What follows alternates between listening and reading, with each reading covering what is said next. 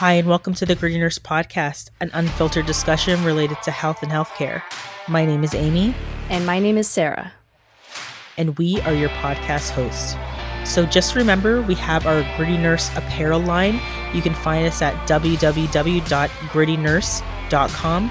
Please join the conversation, make a statement, and go to our website. And if you're listening on Apple Podcasts, Spotify, Amazon Music, or any other podcast listening platform, be sure to hit subscribe so you can get updates to when we release episodes. Also, be sure to rate and review us. You can also find us on Patreon. We are at Patreon at the Gritty Nurse Podcast. We just wanted to let you know that any donation you make, however big or small, is going towards supporting our monthly podcast costs, which include podcast hosting, our website, audio equipment that we use, and also the time and energy it takes us to research and put out good quality episodes for you guys. Sara, what are we talking about today? We're actually going to be talking about workplace discrimination and in particular gender inequality and sexual harassment and sort of how this has affected a lot of people's careers and their personal lives. But I think in particular, we're interested in how this affects people that work in healthcare because this is very prominent and we don't talk about it enough. And I think we are a very female-dominated profession. And this is something that we really want to start having more conversations around. I think we're going to hit all the topics that we want to discuss today, and we're going to hit them hard. I hold a lot of these things really dear to my chest because I've experienced them, and I think these conversations are not just worthy, but very important conversations to have. Okay, so before I introduce the guests, I just want to read a really quick quote from an article that was written by the three of them. We believe that our hard work and years of service to the institution would protect us and allow us to be measured on our merits. Instead, we struck the iceberg of sexual harassment and it sank our careers. With that in mind, the first guest we have is Dr. Anu Anandaraja. She was born in New Zealand where she earned her medical degree. She was the Director of Global Health Education at the Icahn School of Medicine at Mount Sinai Health System in New York from 2008 to 2015, and then the Director of the Office of Wellbeing and Resilience at Mount Sinai from 2018 until October of 2020. She is the founding director of Women Together, Incorporated. Anu is also the co-founder of COVID Courage, a not-for-profit organization to address the shortage of PPE for New York City essential workers. So the next guest that we have is Dr. Holly Atkinson. She's a clinical professor and medical student advisor at the CUNY School of Medicine in New York. And prior to joining the faculty at CUNY, Dr. Atkinson was at Mount Sinai for 10 years, where she was the director of the Human Rights Program. In that capacity, Dr. Atkinson founded and directed the Mount Sinai Human Rights Clinic, where asylum seekers who had suffered torture, human trafficking, and other human rights violations were medically evaluated. Dr. Atkinson earned her medical degree at the University of Rochester School of Medicine and Dentistry and completed her internship in internal medicine. She also has a master's degree in journalism from Columbia University. In addition, she's a fellow of the American Medical Women's Association, where she helped launch the AMWA's Physicians Against Human Trafficking initiative. She's also a member of the Council on Foreign Relations. And last but not least, we have Dr. Stella Safo, an HIV primary care physician with experience in clinical transformation and healthcare design within Mount Sinai Health System and Premier Incorporated, where she respectively serves as assistant professor and strategic advisor. Dr. Safo received her medical education from Harvard Medical School and a master's degree in public health with a focus on global health at the Harvard School of Public Health. Her research areas focus on qualitative analyses of healthcare delivery to vulnerable populations around the world. Dr. Safo is a founding member of Vote Health 2020, which is committed to ensuring healthcare providers increase voter registration and turnout among their patients, peers, and peoples. I would like to say, so welcome Holly, welcome Anu, and welcome Stella. We're so happy to have you on our show today. Absolutely. So thank you all so much for being here today. We're so excited to talk about this topic because it's really near and dear to our hearts, and we are huge advocates and supporters of change, especially pertaining to uplifting and empowering women to speak up and speak out. So just wanted to start off by hearing your story and the lawsuit at Mount Sinai. Anu, maybe we could start by hearing your part of this story. Yeah, absolutely. we keep pointing back to me as going first because I think I was at Mount Sinai the longest. And so I have more of the history and the background on it. So I'm really happy to start. Our group, we are 8 plaintiffs in a federal lawsuit, Atkinson et al. Versus Mount Sinai. And our complaint alleges sex, age, and race discrimination against Mount Sinai Health System and against 4 individual men there, including the Dean of the School of Medicine, Dr. Dennis Charney, and our former director and boss, Dr. Prabhat Singh. And so Equity Now at Mount Sinai, the group that we are part of, we're 8 plaintiffs, 7 women and 1 man. We are all at this point current or ex-employees of the Arnhold Institute for Global Health at Mount Sinai. And what happened there is that myself and Holly were part of a team of global health professionals who had created a global health program at Mount Sinai. This started way back in 2005. So I was recruited straight out of residency to be part of the team that built the global health programming at Mount Sinai. For over a decade, we built it. We built a really robust global health curriculum inside Mount Sinai that reached medical students and residents and doctors and public health students. And we also had numerous international partnerships whereby we could train and teach and build capacity in healthcare in other countries. So we were working in India, we were working in South America and Central America, we were working in countries in East Africa and West Africa. And we were doing great work. And, over 10 years, we built this up and we had a really robust team. Many of the leaders in that team were women, myself being one of them. And Holly joined us and added this really important component of human rights, which she'll talk more about. As at about the 10-year mark of doing this, maybe at 9 years in 2014, we managed to secure a large endowment from a family foundation that had been funding us for years that we had worked really hard to build a relationship with. When they gave us that endowment, it was a huge win for us, and it meant that we became an institute for global health at Mount Sinai. So we went from being a small program to being an institute, the Arnhold Institute for Global Health. And at that point, we started, we had the privilege of being able to recruit a director who could really take this world-class institute forward. And we had a really kind of devastating experience through this, which was, one of the first blows in that we found a great female candidate. She had written hundreds of papers. She had done some really robust and rigorous research. She was a global health and public health leader and expert. And we were so excited to welcome her in as a director. And she went through several rounds of interviews and was basically on her way in when she suddenly withdrew her candidacy. And what was told to us, the official kind of news on that, was that the dean of the medical school, Dennis Charney, who's one of the defendants in this case, and she could not see eye to eye on the budget. What I heard personally from her was that the dean in his dealings with her had been so hostile and bullying in his manner towards her that she did not want to work with him. And it was interesting because during this period of trying to recruit her and talking to many people across the nation, because it was a call across the nation to fill this position, I had heard from others too that Mount Sinai was regarded as a misogynist culture and people did not want to come there. And it seemed like this candidate experienced that and withdrew her candidacy. Within a few months, the dean of the medical school, Dennis Charney, put forward a new candidate, and this was Dr. Prabhat Singh. And we were incredibly surprised because compared to our candidate, our female candidate, he was incredibly underqualified in comparison. He had not finished residency yet. He was still in residency at Mount Sinai when he was recruited. So he was at least 10 years junior to myself and several other people who were, had been founding members of the Global Health Center.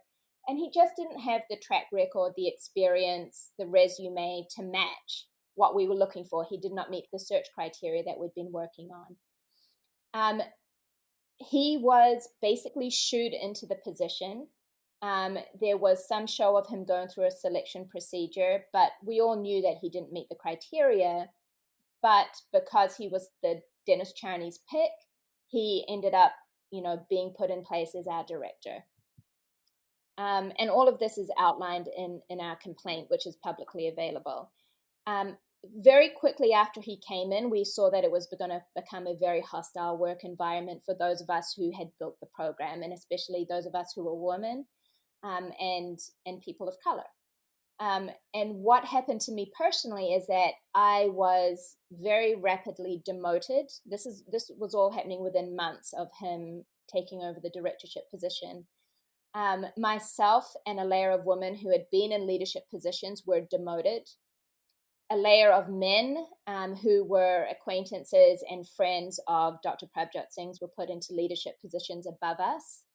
There was no transparency about or due process in that hiring process or in the way that pay was allocated, salaries were allocated. My work was degraded, it was diminished, it was criticized, it was discarded as being useless, even though it had built the global health program to that point for 10 years.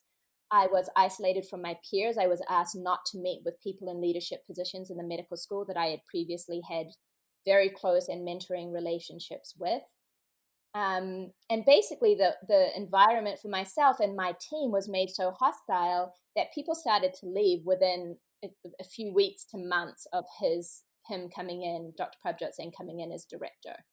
So, at the 6-month mark, when I looked around myself, my team had been diminished. We'd all been demoralized, and I did not feel that I had any future. I felt basically that I was being forced out of this institute that I had built. So I left months after this change in leadership. I didn't have a job to go to, but I just knew that there was no way that I could go any further there or put up with the psychological and emotional toll of living in this working in this very discriminatory environment. So I will leave it there and leave it. Holly, maybe you can pick up the story with from there. Yeah, thanks, Anu. I joined Mount Sinai in 2006 as part-time faculty, and at the time I had an appointment actually in the Department of Internal Medicine, and I was at the assistant professor level. And then what happened over the next several years is I got more involved in teaching in the school, and I was particularly involved in a health and human rights track that we had built for the medical students. And in 2013, at this point, I was working with Anu and others in the global health group. I was offered a full-time position, actually in a different department, in the Department of Preventive Medicine, again at the assistant professorship level. And I was given a 5-year contract. And that was for this position of being director of the human rights program. And what we were doing was really, really special in that regard. We were putting in mandatory courses in the medical school on health and human rights. We had a human rights clinic where asylum seekers were being evaluated by numerous faculty members. And we were starting research and we were doing advocacy work. And in I guess it was January of 2015, I had a very good performance review by the chairman of the chairman of the Department of Preventive Medicine. And when Prabhat Singh came in about 6 months later, when he was appointed director, he started to take over in the summer. And right before he came on full time, he had a conversation with me. And I was told that my faculty appointment wasn't being renewed. I was given no explanation for this. As Anu said, she was demoted. I was demoted as well. My title was changed. My pay was cut. And then I was told that if I performed over the next several months, that I might be reinstated. But it was never clear what my performance was going to be judged on. So overall, I was told that I was supposed to integrate human rights across the Institute's work, but I wasn't included at all in the work. So I was frozen out of a lot of the meaningful and important work streams that were being created. So it essentially set me up for failure. And then I was given menial tasks to do, which was really demoralizing, like managing the MailChimp account for the Institute. Prabhat would make hostile comments about my work. It was criticized just like Anu. I was also told that I was too slow, which is an astounding thing for me to hear, and this is part of the ageism claim. I was told that I was incapable of carrying out a strategic plan that I had developed. So the environment was so hostile. As a matter of fact, just talking about it gets me emotionally upset. The environment was so hostile that, like Anu, I felt I was being forced out and that I really had to leave.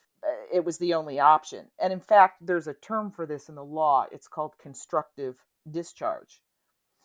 And one of the plaintiffs in our case told us, she was hired after Anu and myself left. She told us that Project actually was bragging that he had accomplished this, that he had a way of essentially firing people without firing them. And that's creating a hostile, discriminatory workplace. And it was within 9 months, Anu and I both resigned about the same time, that I had left Mount Sinai. It was heartbreaking for me to do so.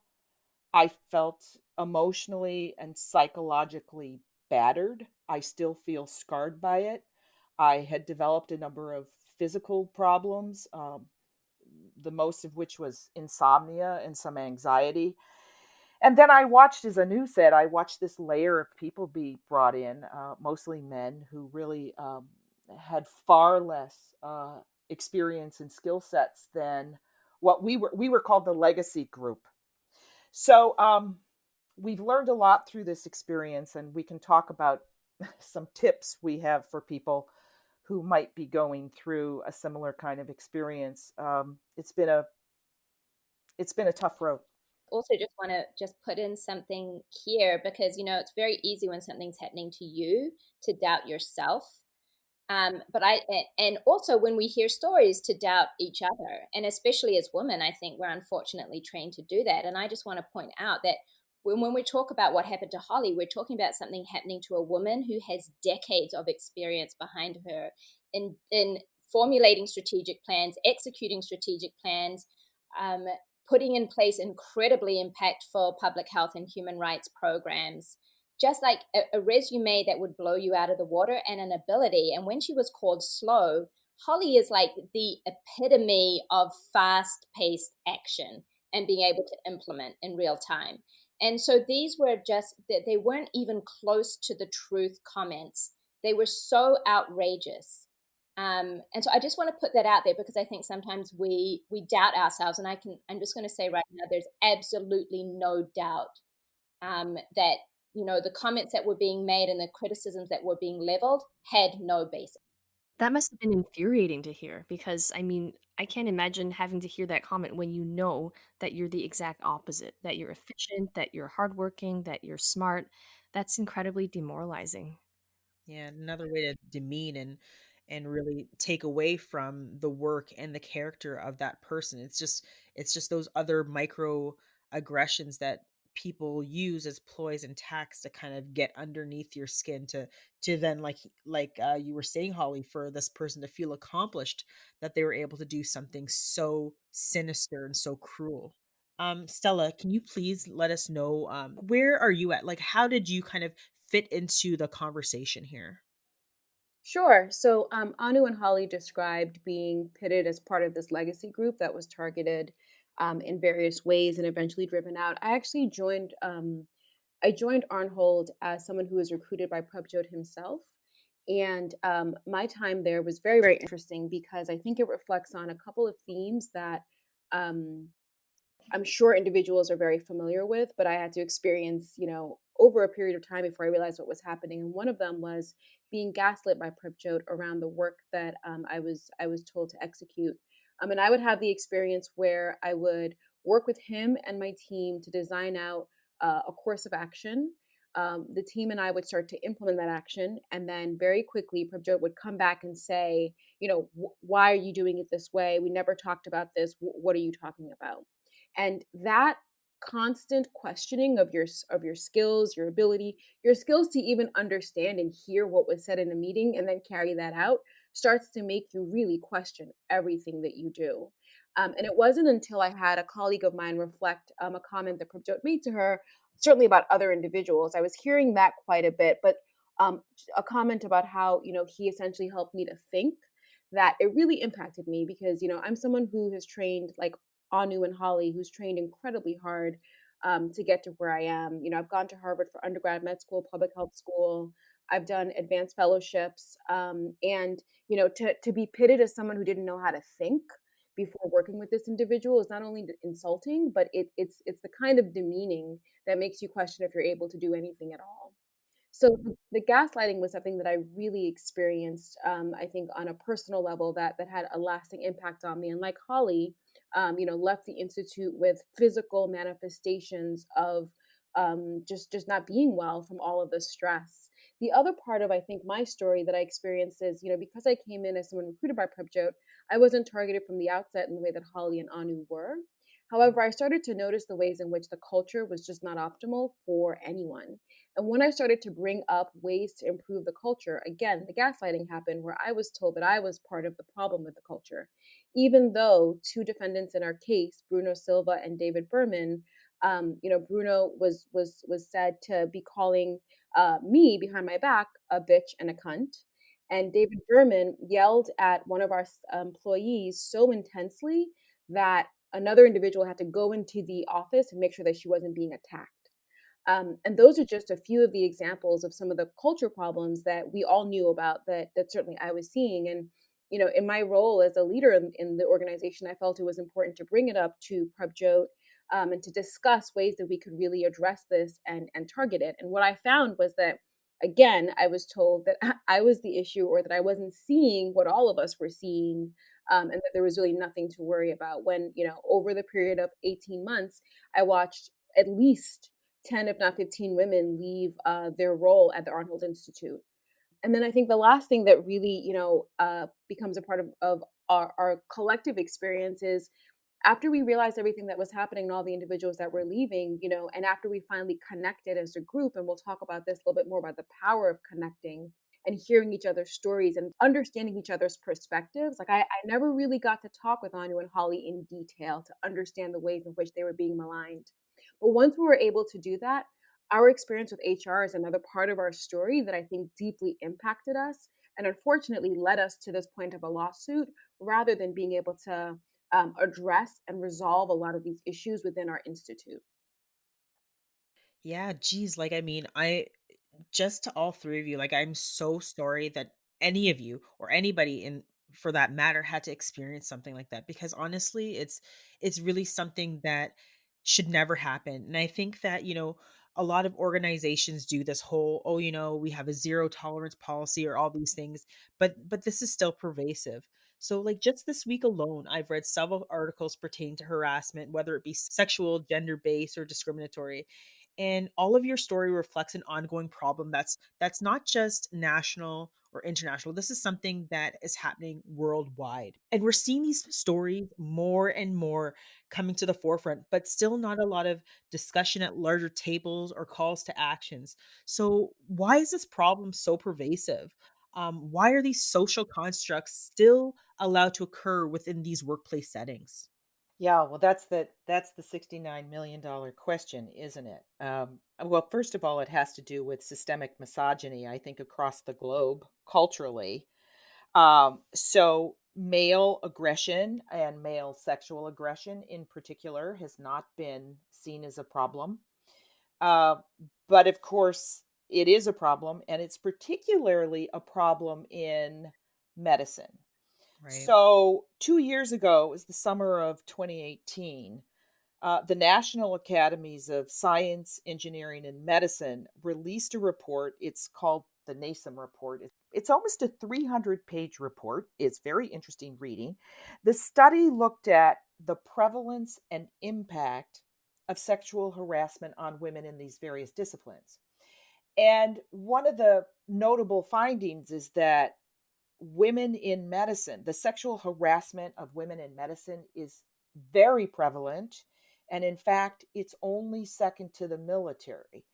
Wow. And part of the reason why they talk about that, the military is very hierarchical Mm. and medicine is very hierarchical too. So, if you have a principal investigator that you're working with, that person has control over your letters of recommendation, your promotions, whether or not you get grants, whether or not you get put on papers as an author. So they have a tremendous amount of control over you. And we're going to talk little bit later about the silencing of women, but I just want to go back and just give some figures that the NASM report found. 50% of medical students, female medical students, reported that they had experienced sexual harassment within the time that they were in medical school. And there was another study done of faculty, and 66% of the women had reported that they had experienced gender bias during their careers. I might just take a moment and lay out a definition because I think it's important here. So, the NASM report was about quote unquote sexual harassment. And it's like, okay, what constitutes sexual harassment? They used definitions, standard definitions that come out of the law and comes out of studies that have been done on this. And they really divided it into three types of behavior. And this was really important for us. I know I'm talking about a study, but I have to tell you, there was a very emotional moment for me. We had walked out of a meeting. Anu and I had had a meeting with HR. And as I was leaving this meeting, I stepped into a cab.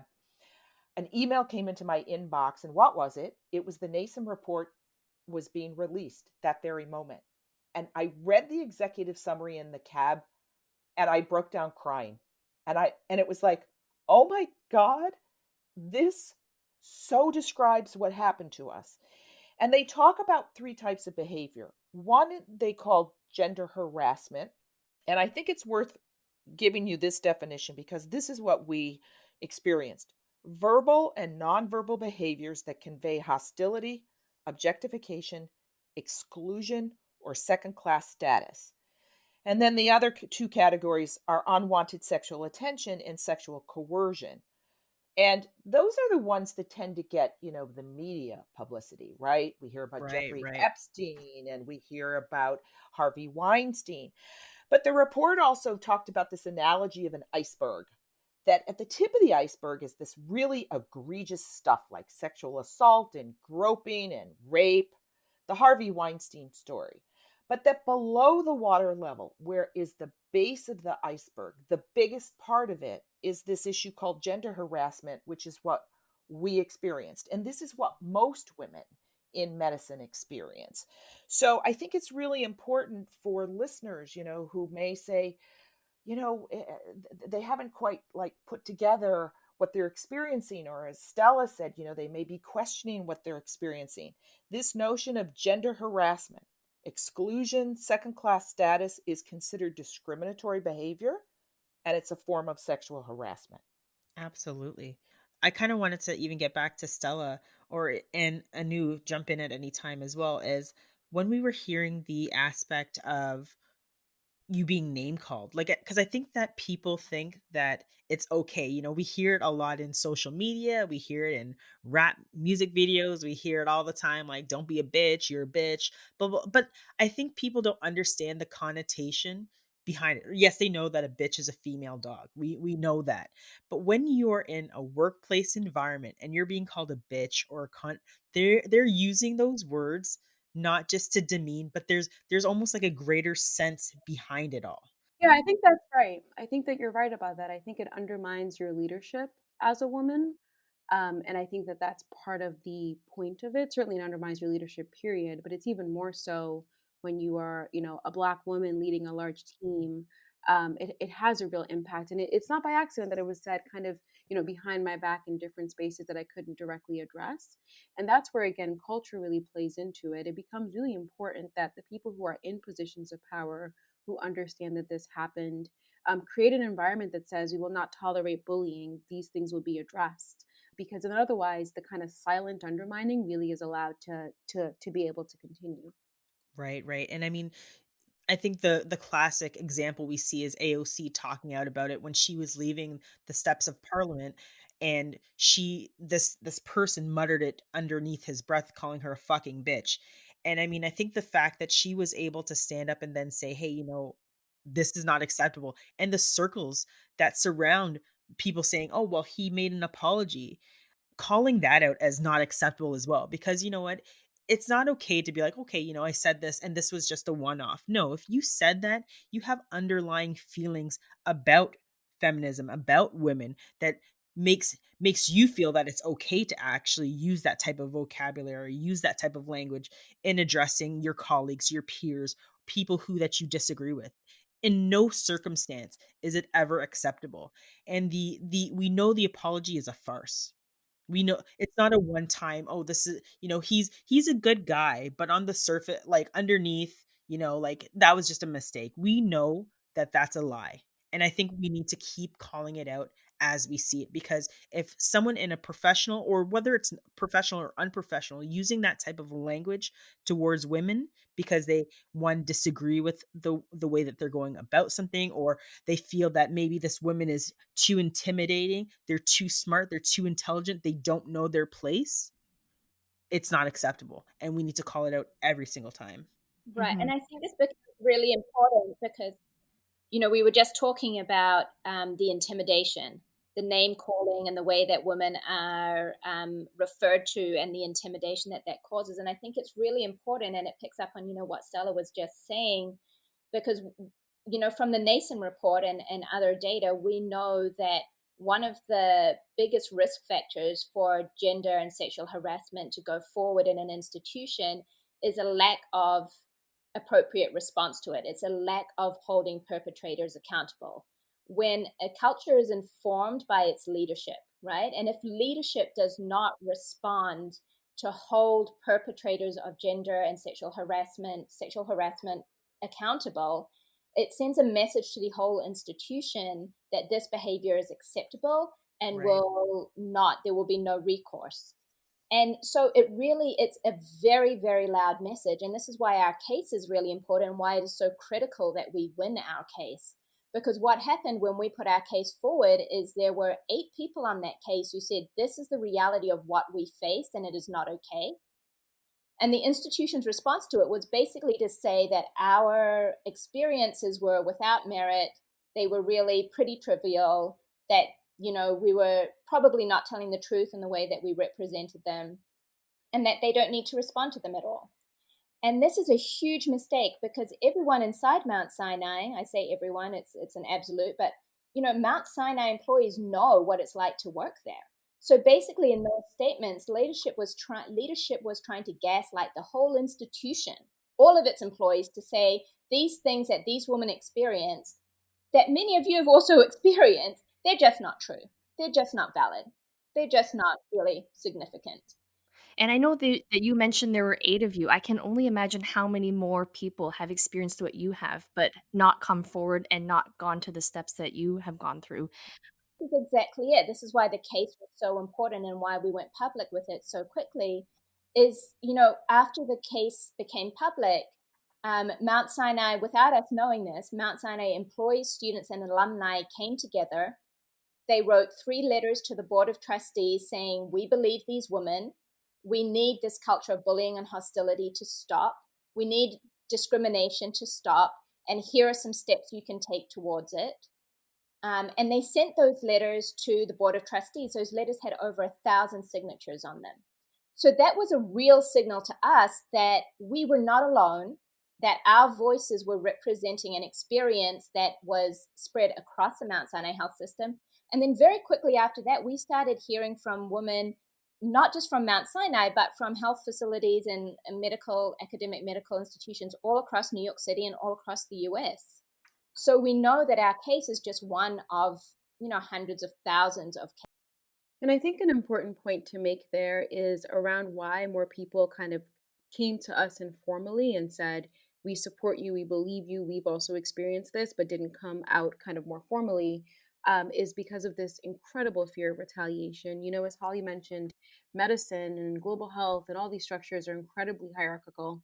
And what ends up happening is that there are ways in which your career can be just totally, like undermined if you're seen as quote unquote being difficult. And so the fear that minorities have, that women have, about speaking forward about what they're experiencing is really, really high. And so, for every one of us that you see, is willing to kind of put her career on pause and come forward and speak about what happened, you can imagine that there's probably, at least a few 10, if not hundreds, that are behind us who are not speaking because of fear of retaliation. And, part of where that fear comes from is the ways in which human resources doesn't serve individuals. We often say among our group, HR is not your friend. And we say that because when we went to human resources with the complaints of our case, we had identified issues that we thought the institution should know about. There was financial mismanagement, which you can read about in our case. There were concerns, ethical concerns that we had about research being done globally without proper oversight from an institutional review board. And of course, everything we mentioned with the psychological damage and the cultural, issues that were happening with the way employees were being treated in the institute. So when we went to HR, our goal was not to, cause some kind of upset in a way that would, lead to where we are now. Our goal was actually to be able to help the institution because, we were employees of Sinai. Many of us get our care from Sinai. We're doctors at Sinai. We have colleagues that we love at Sinai. We care about Sinai. Many of us went to HR to say, hey, you have this problem at the Arnhold Institute for Global Health in these individuals. Can you please help us address them so that we can all move forward in a safe working environment? And human resources reply and treatment of our case was so poor. As Anu mentioned, there was a second gaslighting that happened. And this very interesting frame, when you talk about gender discrimination, what your institution might try to do is to say, well, it's not gender discrimination or it's not race discrimination because this individual is, terrible to everyone. And so just wanted to mention, I think the impact of understanding where you stand when you are engaging with human resources, because many individuals think, well, if I go and talk to HR, that should solve it. They may actually just be the beginning of your problems. And we have some very concrete suggestions that we'd love to be able to put forward about how you approach HR if you do end up going down that route. Yeah, I just wanted to add, Stella, that in looking back at our experience with HR at Sinai, I would say there's kind of a three-phased approach that they take. The first approach is, oh, you poor dear things, we're going to do everything we can to help you. Tell us everything. And then the second phase is after they've done their quote unquote investigation, it's like, oh, you're completely mistaken. What you think happened didn't happen at all. That's when the gaslighting starts. And then the third phase of it is you become, they treat you like they freeze you out. I mean, in fact, Anu and I asked for a meeting by email as a follow up, and we were ignored for a month and subsequently sent another email. And they were like, oh, we didn't know you wanted a meeting. So the third phase is, being ignored at best. At worst, you are turned into the enemy. And I want to point the listeners to a wonderful piece that was done by Caitlin Flanagan. She published an article in the Atlantic not too long ago, several months ago, called "The Problem with HR," and she outlines this. HR is primarily women. The majority of people in human resource departments across the country are women, and HR has been supposedly addressing the problem of sexual harassment in corporate America and other institutions across America for 30 years. And it's like, well, how's that going? Not so well. And what she points out in this article, that HR's job is primarily to protect the institution against lawsuits and to protect the reputation of the institution, not necessarily to prevent sexual harassment from occurring. So there's all kinds of structural problems internally that need to be addressed. Absolutely. I was just about to say, Sarah and I have experienced this to the extreme as well in our own lives and situations. And HR is not your friend. If there's one thing you take away, HR is not going to help you. They are there to solely protect the organization and the image of the organization. I think that's the other thing that we want to put out, because the organization doesn't want to have their look tarnished, right? They don't want these people saying, oh, this is what's happening. They don't want that message to get out. But the thing is, we need to tell our truths. We need to say exactly what's happening, call a spade a spade. And again, like you said, we're going to get into some of the things that we can do.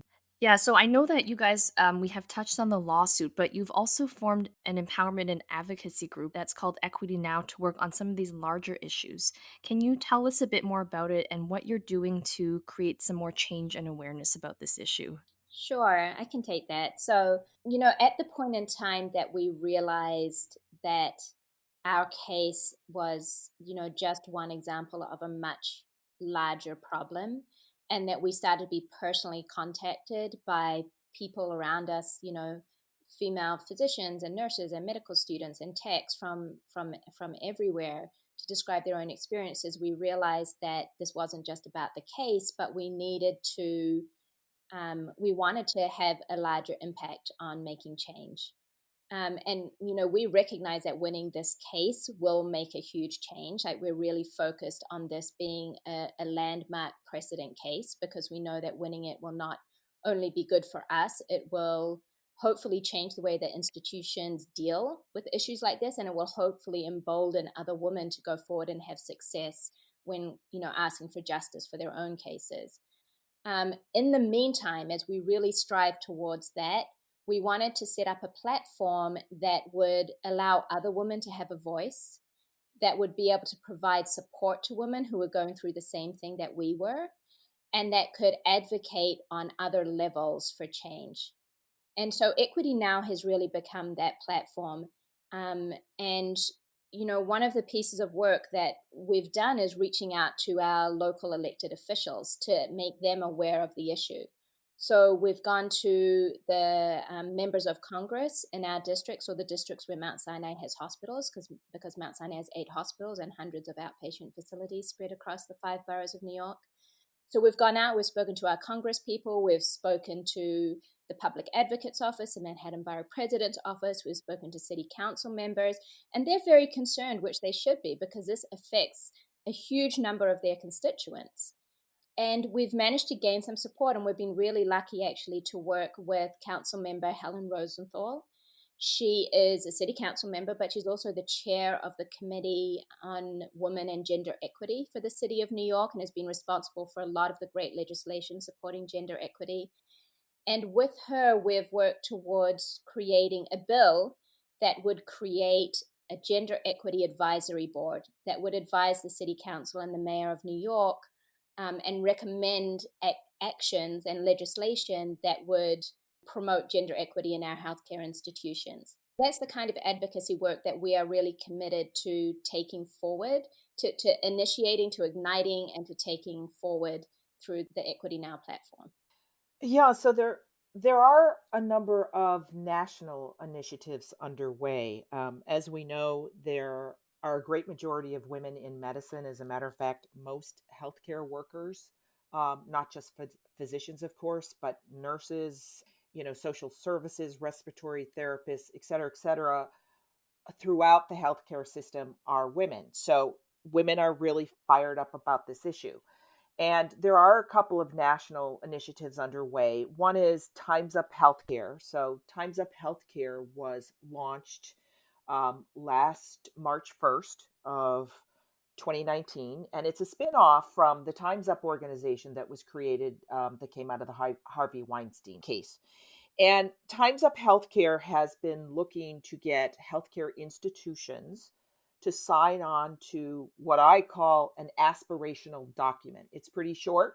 It's basically 3 points that hospitals and other medical institutions say that they will live up to. And basically, it's about creating a safe and equitable workplace for all. To date, there's over 60 institutions that have signed that aspirational document, but there's a problem with that, because signing a document and putting out a press release about signing it is not the same thing as doing the work. And in fact, in Mount Sinai's case, they had an opportunity to sign on actually the October before the launch in March. So it would have been October 2018, while we were still dealing with HR, and Mount Sinai passed on the opportunity to sign on as a signatory. And they signed on the following August, a couple of months after we filed our lawsuit, and they put out a press release about, their achievements in working toward gender equity, and that they had named a new dean of gender equity for Mount Sinai. And it's frustrating to see an institution take advantage of something like this and represent that they're making major changes, but in fact there are all these structural problems in the institution that still go unaddressed. Now, we've got other initiatives too. So the Association of American Medical Colleges has an initiative underway. NIH, the National Institutes of Health, is taking this very seriously. In fact, if anyone believes that they are suffering discrimination and it involves a principal investigator, any investigator who's receiving a grant from the NIH, you can report it to the NIH, and they are looking into these cases. So we are starting to see a groundswell of activities to address the problem, but it's a long-term fix. It's not going to be an easy fix. As we started out when we spoke, we spoke about the pervasiveness of misogyny in our cultures around the world. So it's going to be very hard to address this multifactorial problem. Absolutely. And I mean, I think that some organizations feel by checking this box, like I have done X and Y, I'm affiliated with this, it actually solves the problem. Well, it doesn't, because we know that there's accountability that actually comes with it. And with accountability comes action. So if you're going to say that you're a part of this, you're affiliated with this, what exactly are you doing boots on the ground today to make that change, to make sure that this particular situation that has happened to you guys and other people won't continue happening again? You can't just check the box and think that, and have other people assume and think that, the world has righted itself. We know that that's not the case, and I think holding people accountable is going to be huge in terms of seeing your lawsuit go through and seeing that there's change that will actually occur. Mhm. So, just knowing that a lot of our listeners are probably experiencing things or have experienced situations very similar to yours. I know I was nodding my head a lot as you were going through your story. What are some practical tips or advice that you would give someone who's going through something similar to what you went through? And where might they get help if they're feeling stuck? I think one of the really important things, and we've learned from experience, and it hasn't been a good one, is to really know what your rights are. I mean, at the stage that I left, I just wanted to get out. I just wanted to get out. My self esteem and my self image and were so damaged that I didn't even look at, well, what are my rights in this situation? And it would have been really helpful to step back for a minute and say, hang on a minute, something is not right here, and it's not me.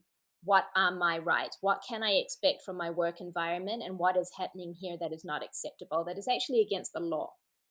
So the first thing is know your rights, and there's places you can go to, find out what your rights are. I mean, there's New York City has a commission for human rights that looks at employment situations as well.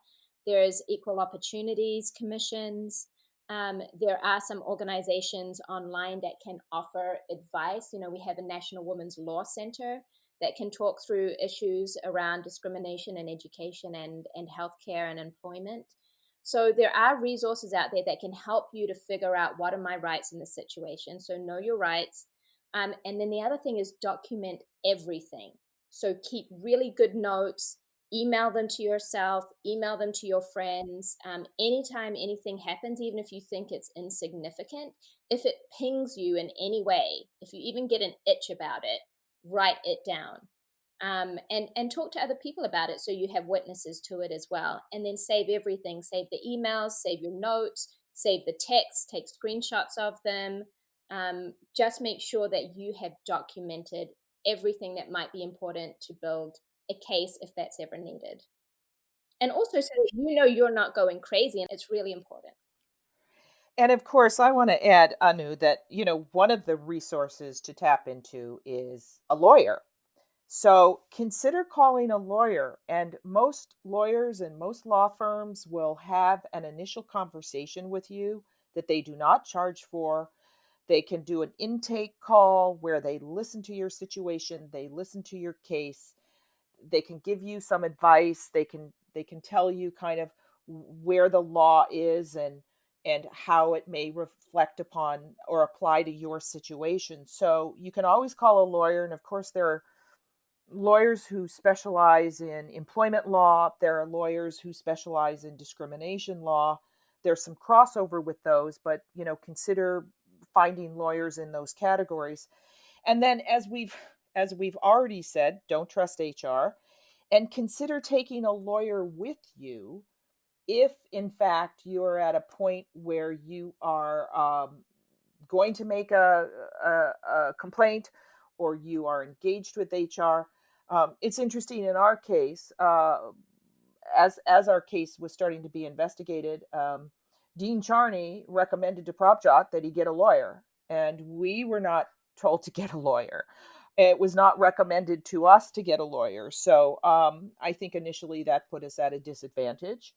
And it's something to talk about with a lawyer that you may engage about when the right time is to bring them in. But certainly, we have found having a lawyer and a team just absolutely a godsend. Hmm. I completely agree. I think people need to get away from the thought that lawyering up is a bad thing. It's not. Yeah, I think yeah, it's it's something that I think we need to understand that, especially when we're dealing with these types of situations, knowing your rights, like you said, and lawyering up is a perfectly natural and normal response for people experiencing this to do. Yeah. So I think the one of the last elements, but certainly one of the most central, is making sure that you really built up your support system.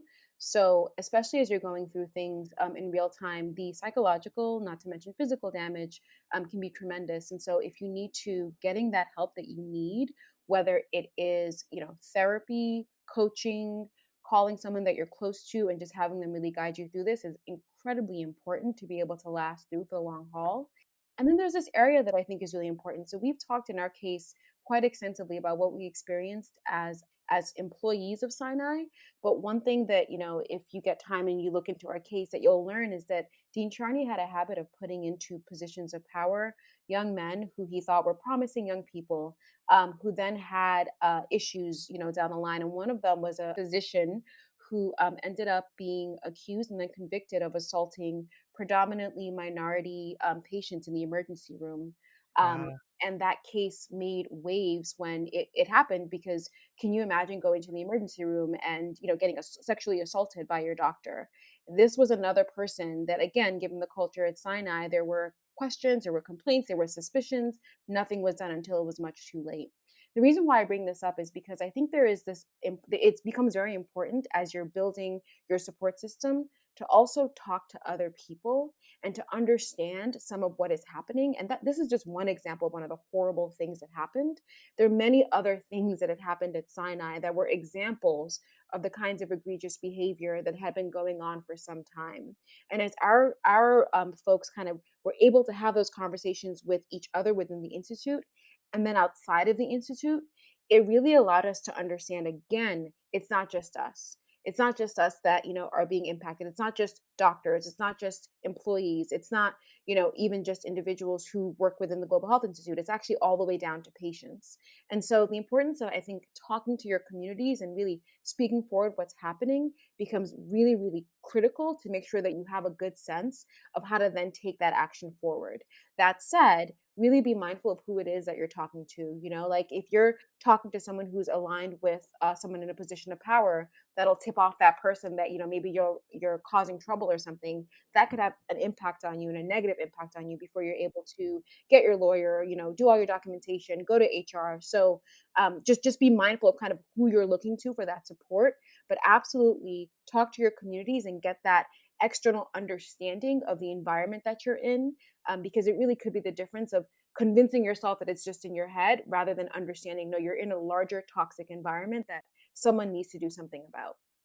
Oh, absolutely. And this is not gossiping. So this is a different situation. And I want women to also think, and not just women, but people who are experiencing the situation, that this is not gossiping. So when you are speaking to your colleague about this, it is not gossiping. You're actually trying to get a sense of camaraderie, solidarity, and also it's cathartic. It's okay to say, "Hey, this is happening to me. Like, has this ever happened to you?" "Oh, yes, it actually has."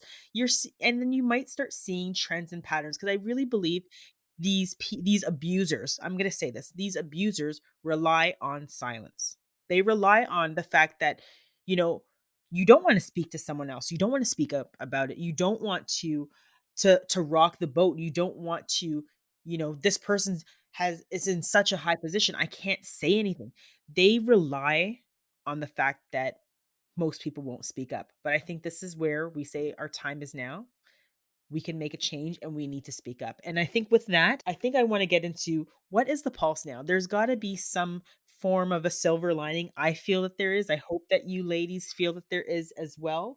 And I really want to jump on the excitement that I'm feeling, that I hope a lot of other people are feeling. I can feel the electricity in the air, almost charged with the fact that we have a first. I'm not even gonna say vice president elect, vice president. Let's give her the credit that is due. This is over. We don't need there's nothing more to be counted. She is the vice president, Kamala Harris. She is Black, Jamaican, and Indian. And she's a woman. Like, I mean, you can look at the history. I just remember flipping through all those vice presidents. Oh, white male after white male after white male, and seeing her just gives me strength, gives me power, empowers me to use my voice and to continue to shatter glass ceilings. And I think we can continue to do this. So, what can the public do? What can others do to show their support, to say, "Hey, you know what? You're not in this alone." What can we tell others that they can do to help support us? It really is around advocacy. And I know Holly and Anu will speak to very particular ways. There's kind of two things that I want to mention. One of them is at these institutions, it becomes really, really important to create these gender equity programs, and not just like these committees that are, that are being chaired by, figureheads from, let's say, the dean or other people who are actually the perpetrators, but create these committees and these bodies that then have the kind of membership that are individuals who are vulnerable. So we're talking about students, we're talking about, other trainees, nursing staff, front desk staff, put the people in there who are close to the ground, who will be able to really speak to some of the issues that are happening on the ground. And then, this is exactly to your celebration of our new vice president, Kamala Harris. The importance of diversifying cannot be overstated. We see at Sinai that while Sinai is often touted as being very diverse because we have a lot of sexual orientation diversity, which is excellent. However, if you look at Sinai's 23 executive leaders, 17 are men and only 6 are women. There are 22, white appearing or identifying individuals, and then one person that is a Black American leader. And so it's not a tremendously diverse body. And the reason why that matters is that the individuals that you're serving as patients, and again, I call the patients into this because we cannot be successful as a healthcare body if we're not thinking about how does, the abuse of women and minorities then impact the kind of quality you get to your patients, and Sinai serves a very diverse patient population, a very diverse employee population. So it really is important that the public, as you're listening to this, thinks about how do we continue to push that diversity in all of the different spaces of leadership that, you can see into.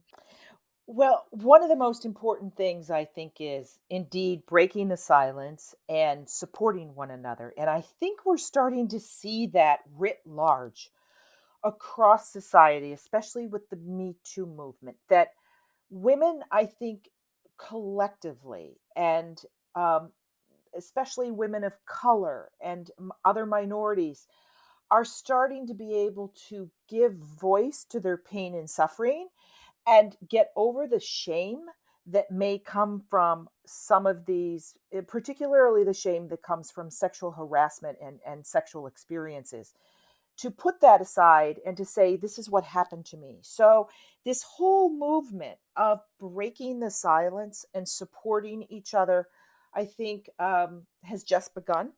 I think it's going to continue, which is the positive and inspirational part of this for me.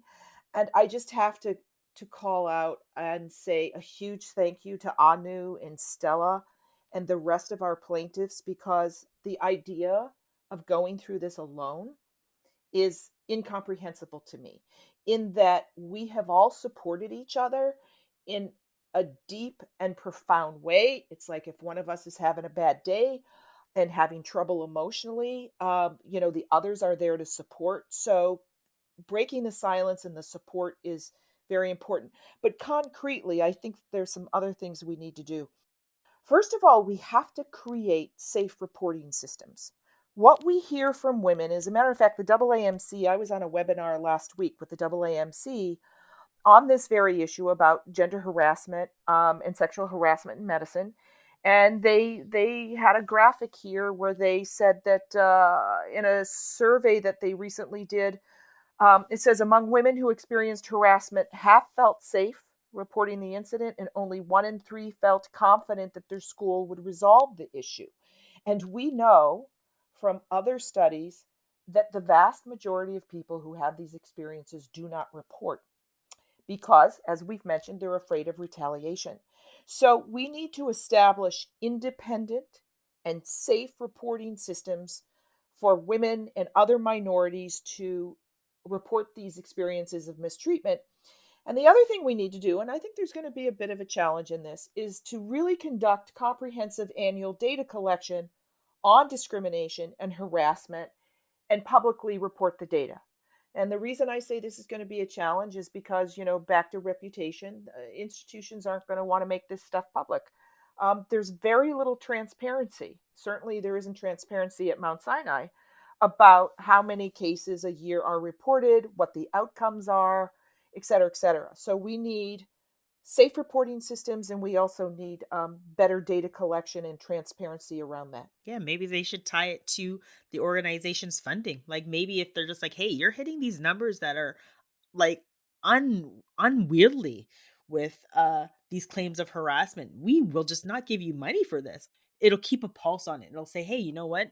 We need to do something about it because we are in the red zone here. And I think these markers are really important. So I completely agree with you, Holly. Yeah, I think those are really incredibly important points. And as you said, hitting an institution in its pocket is one way to get it to pay attention. Another is institutions are very protective of their reputation because that affects their ability to bring in revenue and to recruit, good doctors and good students and so on. And so the public reporting is really incredibly important, as Holly said. Some of the other things that are really important are to create systems that support survivors. So, one of the things that we found is that there's absolutely nowhere in the institution that's safe for us. There's nothing. There's no support from within the institution. So basically, we have an institution that is supporting the defendants in our case. Prabhat Singh, Dennis Chani, the other 2 men on the lawsuit were protected. They were supported. And their legal support is coming from Mount Sinai also for at least 3 of the 4 of them. So they have been cushioned by Mount Sinai.